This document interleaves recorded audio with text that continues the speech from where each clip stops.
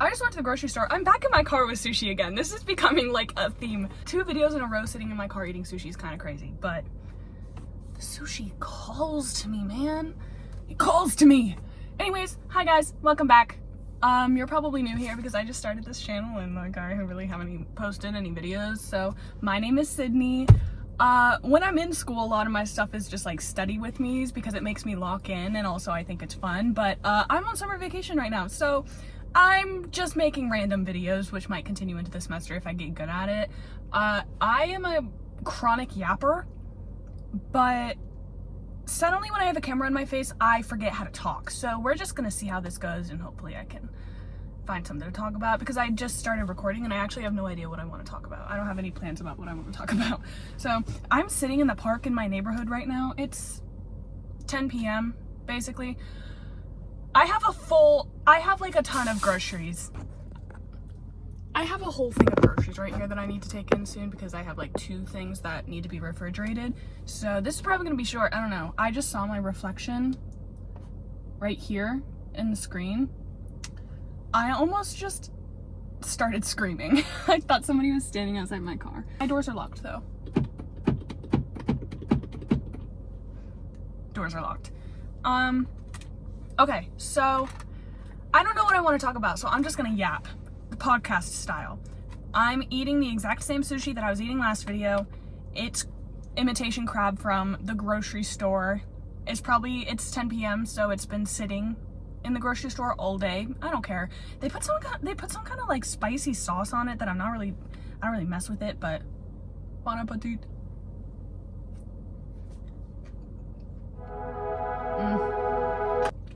I also have started, oh my god, this video is gonna be about my beef with math. I hate math. Oh my gosh. Okay, backstory time. I have always been bad at math, and by always I mean in kindergarten, they did this thing where if you counted to 100 in front of the teacher, you'd get like a marshmallow and like a little plastic medal or something. And I think it was just to encourage kids to like learn how to count naturally. And I was the last kid in my class to learn how to count to 100. I remember sitting at the dining room table with my dad practicing how to count to 100 the entire school year, and I was the last kid to do it. There's something visually about numbers that my brain doesn't like. Like, even if I'm playing a game and there's numbers involved, I can't do it. I can't do it. Except for Sudoku. Sudoku, I love Sudoku. Moral of the story, I've always been bad at math. Okay? It has never been taught in a way that I can understand. The way that a lot of my teachers taught math was just not applicable to my learning style with numbers. I genuinely considered for a while, I haven't told anybody this, I genuinely considered for a while being tested for, what's it called? Dyscalculia? Which is like, you can think of it as dyslexia with numbers, kind of. I'm so bad at math. And so when I moved, backstory to the backstory, I moved to the South the very, very end of sophomore year, like the very end. And by that point, I was 15? Yeah, I was 15 my sophomore year. By that point, when I transferred, they didn't put me in a math class because my old school did semester classes and my new school did year-long classes. And also the state I'm in has its own like math curriculum, I guess. They don't teach the individual classes. Like where I'm from in Vermont, we taught geometry, algebra 1, algebra 2, all as separate classes. So you take them by semester. Here where I am, it's like math 1, math 2, math 3, and that encompasses all of those classes separately. So there was no sort of lineup with any of the classes that I was in that they could put me into. So instead of putting me in a math class and letting me finish algebra 2, because I had exactly like 2 days of taking algebra 2 and then that was it, instead of putting me in a math class and having me, get my algebra fundamentals. Mind you, I was already struggling in Vermont. Like I have never failed a class. I was a straight A student. I was getting by, but I was having to put a lot of effort into it, and it was a major source of stress for me. Still is to this day. But so when I transferred, they just didn't put me in a math class. They put me in 3 art classes. The end of my sophomore year of high school, I was taking like an English class and 3 art classes. And that was it. That was all I had. That was it. And so my junior year, I went into the International Diploma Program, or the International Baccalaureate Program, which is the IB. If you don't know what that is, I'm just gonna have you look that up. That's a whole other video. I was drafted. I was not aware of what I was getting into. But in the IB program, if you're not taking IB classes, you can think of them kind of like AP classes, because it's the same thing, practically, just a different curriculum, I guess. If you're not taking an IB class, the non-IB class had to be an honors class. So I went from not finishing Algebra 2, not having a great grasp of Algebra 1, and then they put me in an honors pre-calculus class. Mind you,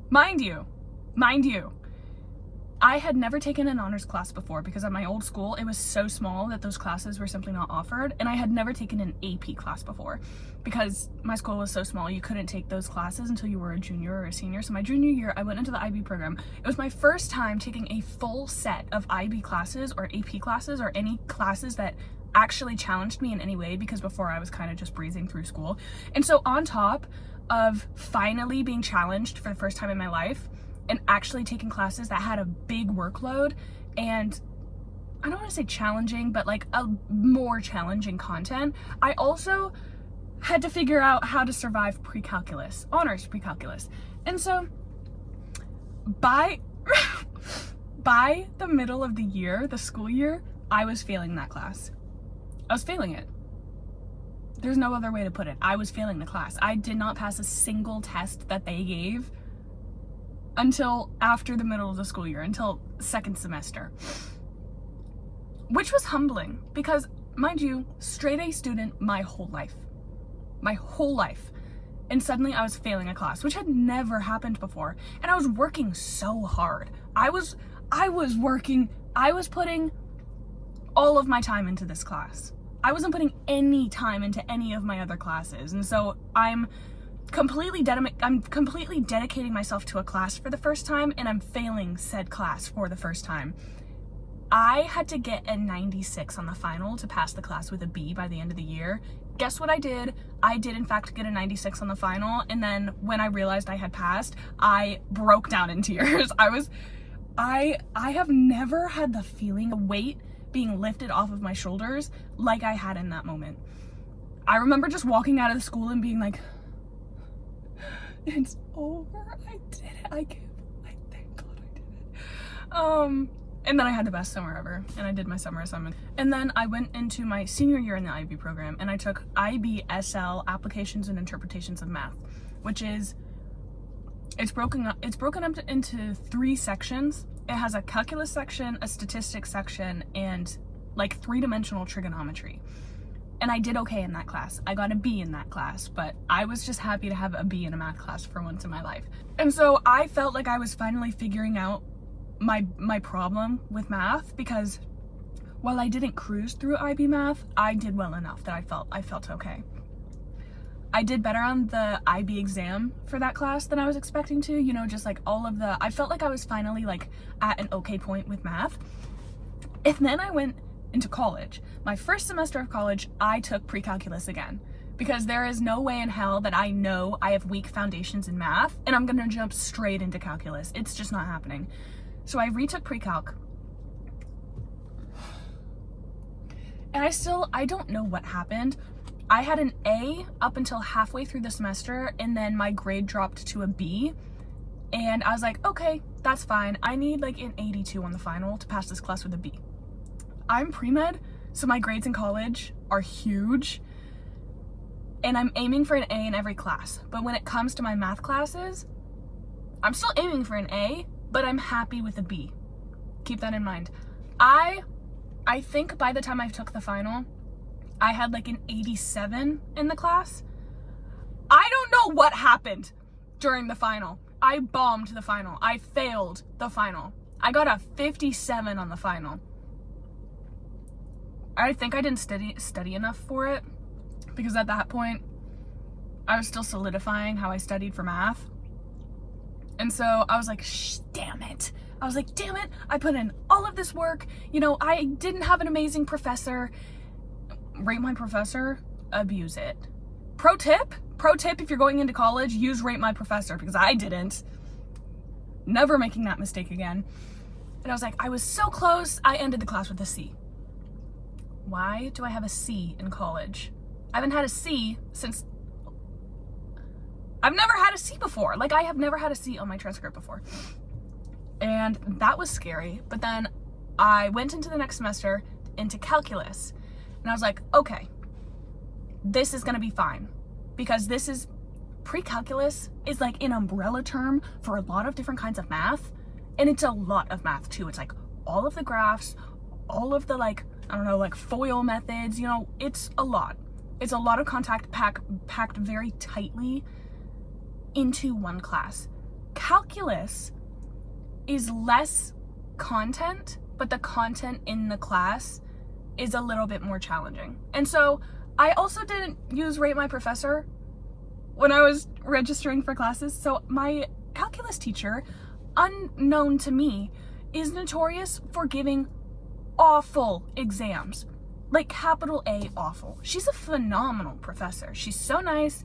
She like, the way that she teaches is literally walking you through problems and like solving, and then as she's solving you can ask questions if you don't understand something. And so I was abusing that. I was raising my hand every 2 seconds maybe. That's a lie. I asked several questions. I asked a good amount of questions and I felt good. I went into the first quiz. I was like, I can do this. And I did. I got like a 97 on the first quiz. And I was like, I can do this. I can do this.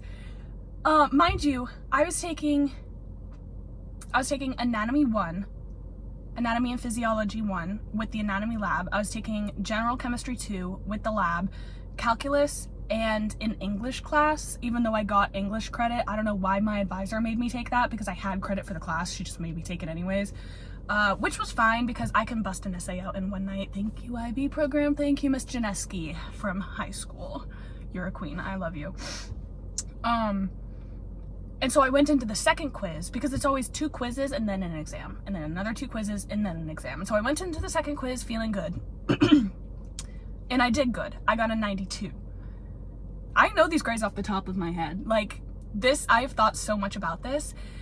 And so I was feeling good about this class. I was studying so hard for this class, okay?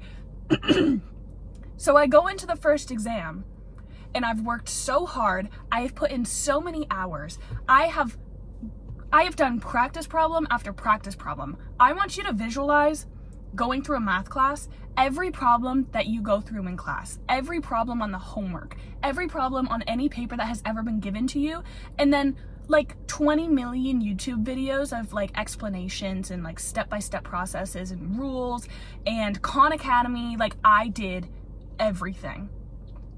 So I walk into this exam and I'm like, I will be happy with anything over an 80.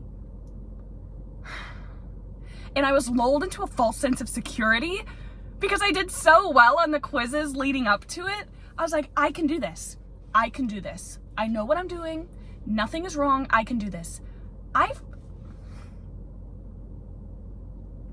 walked out of that room ready to start crying on the spot. There was a point during the exam that I just looked around the room and there were people with like their heads in their hands. They were like, what is this? I failed the exam. I failed the exam. I got an A on the first quiz and A on the second quiz. I had 100s on all the homework. I was working so hard.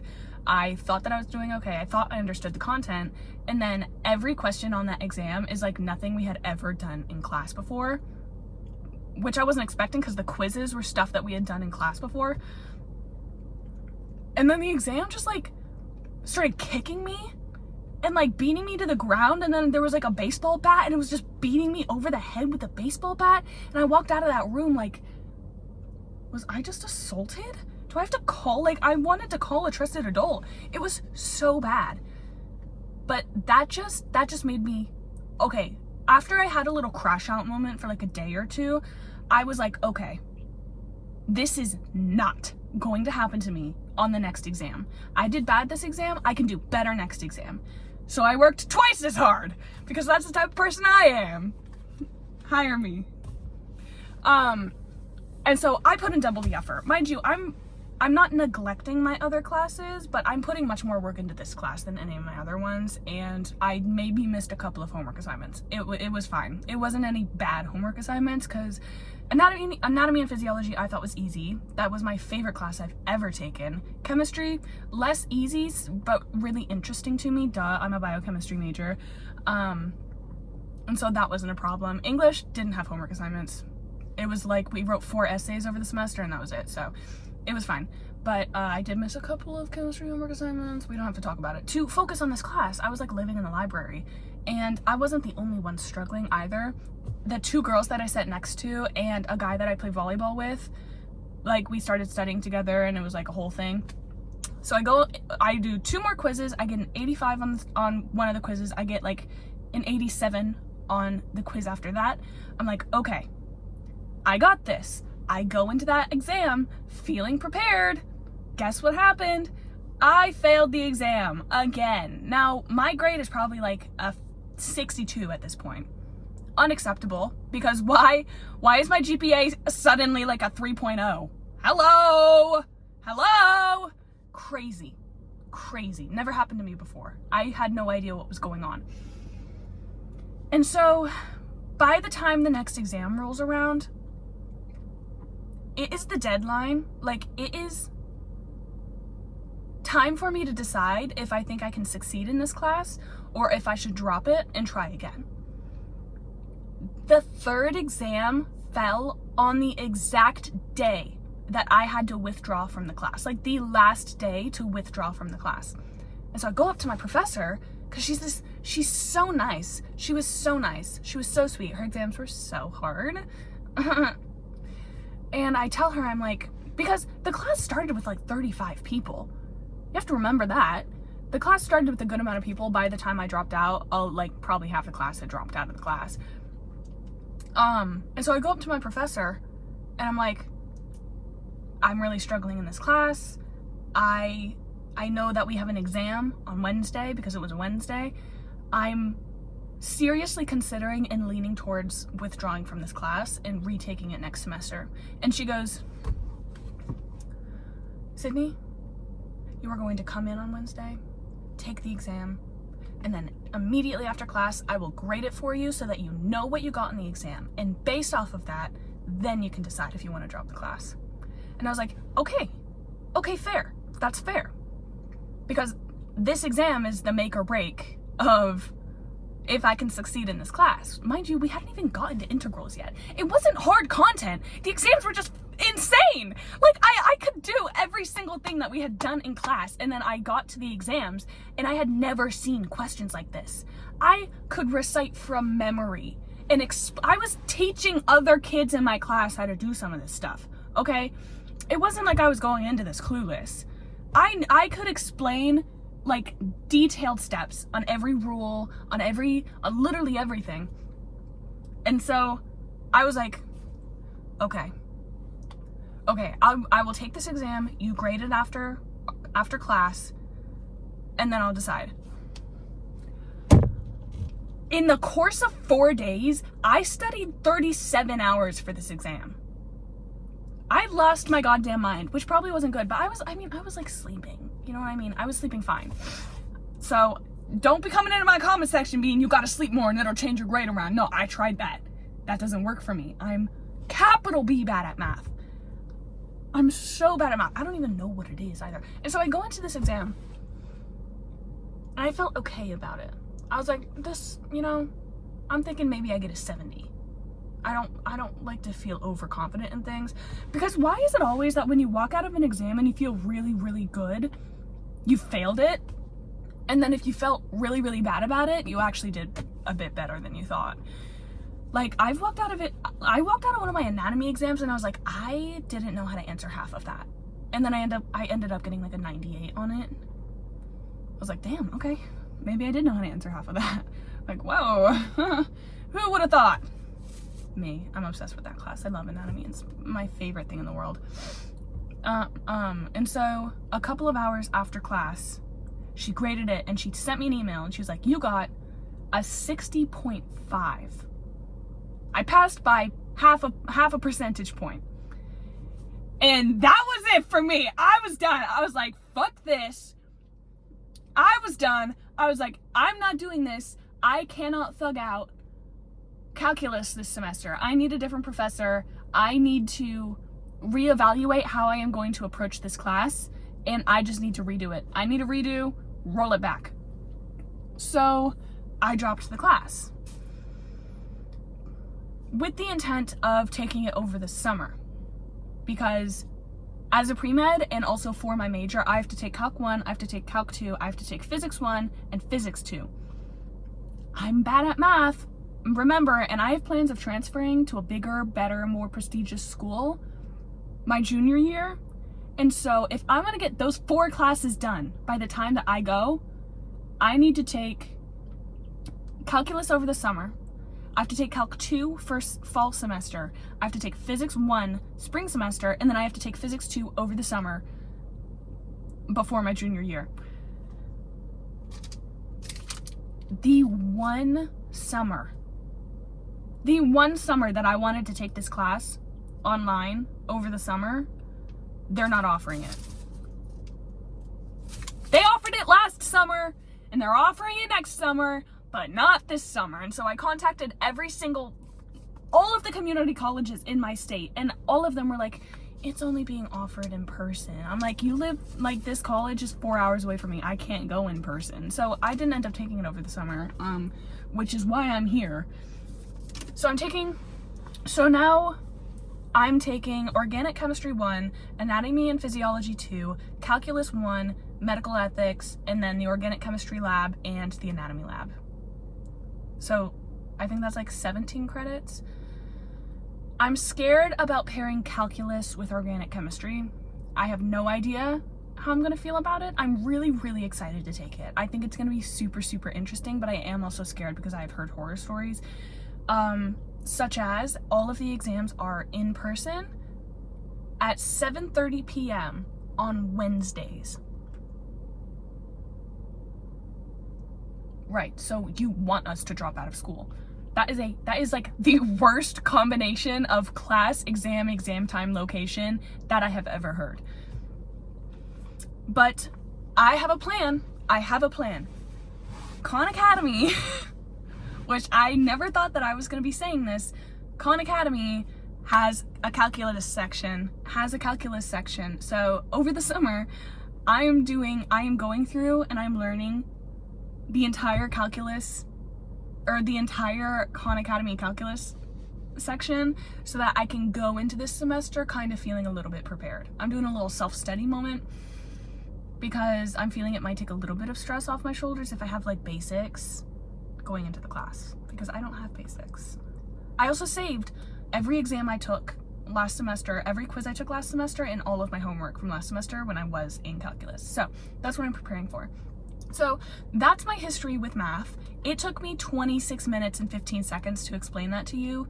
I definitely could have speeded that up a little bit more, but my brain, I've been thinking about this for a long time. My brain is, I don't remember what side of the brain is the like artistically inclined side, but that's what my brain is. And I found that one of the reasons I like science so much, science as a whole, as an umbrella term, is that my brain thinks in pictures and diagrams and like little interconnecting parts. Think of like gears on a bike, things like that. I like when things start as like small picture and they connect to things and they work together, and then it builds a larger working unit or organism, which I think is one of the reasons that I like anatomy and physiology so much, is because that is pretty much the entire basis of the class. And I've been thinking about it, and that's basically what math is it not? It's manipulating numbers within a set parameter of rules and understanding to find the bigger picture. But my problem is that I can't see the bigger picture while I'm doing it. This probably doesn't make any sense. I don't know if I'm explaining this very well. I can't see the bigger picture when I'm doing the numbers. All I'm thinking about are the numbers, and I'm not thinking about like, okay, what am I actually looking for here? Like, what is the end goal of this, and what does that end goal mean? Because I can take the derivative of something. I know how to take a derivative, but it gets lost in translation, and I forget what a derivative actually is and what it means. And so I'm like, oh, I'm not even thinking about, like, when I'm asked to take the derivative of this function, I'm thinking about the steps of how to do that, and not like, okay, but what the hell even is a derivative, and what does this mean as a whole? Like, what is this information useful for, and what does it connect to? And I don't even know if that would help me in the long term. That's just, I feel like, how I need to start thinking about it, because I get very caught up in the steps of things, and I forget about the bigger picture a lot.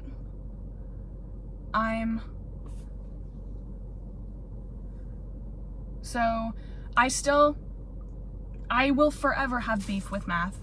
I think the only math that I don't have beef with is statistics. I really like statistics. I thoroughly and largely enjoyed the statistics unit that we had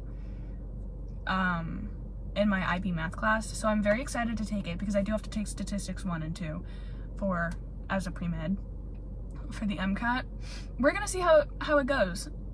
If I figure out how to study for math, I'll probably make another video and be like, Eureka! I figured it out! But until then, that is my beef with math, because I think I know how to study for math, but then I'm really bad at taking exams is one thing about me. I will tutor other students in a subject and have a full and complete grasp on what it is, because I'm teaching other students how to do it. That's kind of the whole point. And then I'll go into an exam and I'll get like a C on the exam or like a B on the exam, and then the people that I taught are getting A's. So I have bad test taking stress or anxiety, however you want to put it. So that's something I have to work on, and I don't really know how I'm supposed to work on that. But I also am thinking of tweaking the way that I study math. But we will see. We'll see. I'm definitely gonna use the Student Learning Center where all the tutors are and such, and there's a calculus lab once a week of like masters or like PhD students that are studying math, and they'll just sit in there and they'll help you, which is nice. But until then, I have long-lasting generational rage and beef against math. It's my number one op. Math is and always will be my number one op. So that's all I have for this video. Thanks for watching me moan about, Thanks for watching me bitch and moan and complain about math for 30 minutes and 42 seconds. Okay, bye.